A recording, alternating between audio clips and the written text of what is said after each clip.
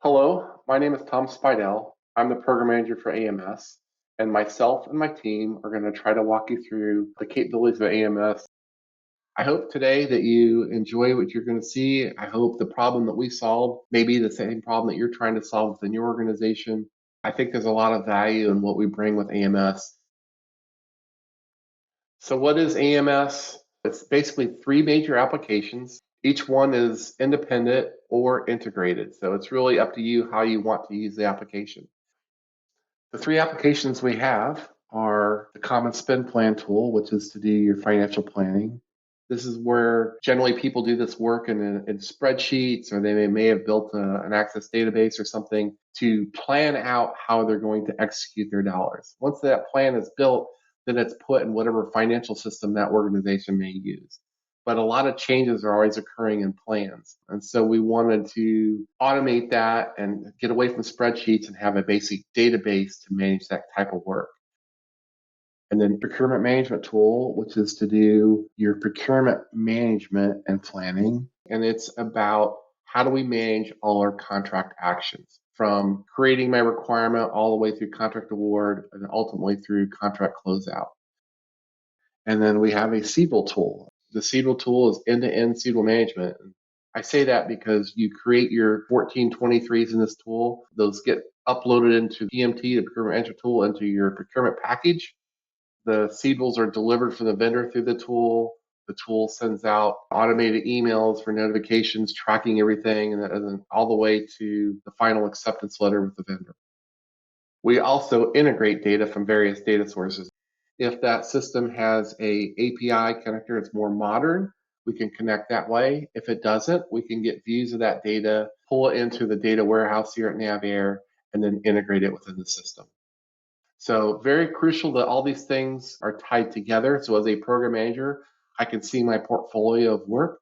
I can see my budget. I can see my contract execution. I can see what the vendor is delivering back to me from those contracts. Or again, you can use them independently. I think the big takeaway for the Common Spend Plan tool and the procurement management tool is you're finally able to see if I have a planned obligation, I can actually see that tied to a contract action. If that contract action slips, so does my planned obligation. And as a program manager, I can move that money around if necessary to prevent losing it and try to keep things that are at risk at bay. AMS has 20,000 plus users. There's a 6-to-1 difference between requirements teams and contracting personnel. So the intent is to have both teams work in the tool. Well over 300,000 PIDs and growing. The term PID is the same as a PR. The reason we don't use PR is because that means different things in different systems. So the term PID was created, procurement initiation document. And then we use Tableau as our visualization application. So within AMS, there's reporting that's Excel based, or we have a visualization tool called Tableau that we build out very, very detailed integrated data sets that will show you a problem, allow you to drill into the problem all the way back into the application where that data is actually entered in the tool. So they're very capable for leadership to quickly identify where do I have a gap, what's going on, and then drill into who do I need to talk to, how do I go solve this problem.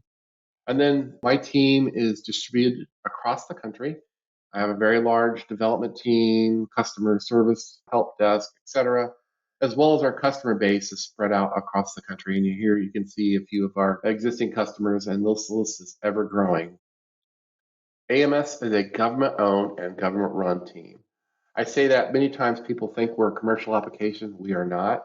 The code is owned by the government, and we direct and manage all work that's done with AMS. So I have a small government team, so it's a little overhead in that respect. I have a large contractor team that does the software development, manages our training, all the different pieces to that, and we're a very integrated type group of folks. I think if you work with us, you'll see all the capabilities that my team can bring to your organization. We have a command level pricing model, so you don't pay individual license. Many software companies have gone to where they're charging per user. That makes more money for the company. We're not like that. So depending on the size of your command is what the cost would be. So we would price it out for you and see if this fits your organization or not. We have very, very detailed permissions within the application. Everything is tied to your CAT card or your soft cert. We know if you're a government civilian, if you're government military, if you're CSS, or your foreign military. All those things are tied to your CAT card, and that also drives what permissions and what things you see within the applications.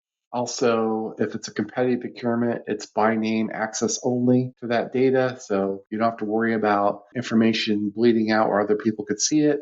For sensitive information, it's by name access only. We are a registered defense business system. You can see our Dipper Down ID as well as our ATO number for EMAS. And so we are following all the guidance and rules tied to a defense business system, all the reporting, our financials, et cetera. So everything's on the up and up here.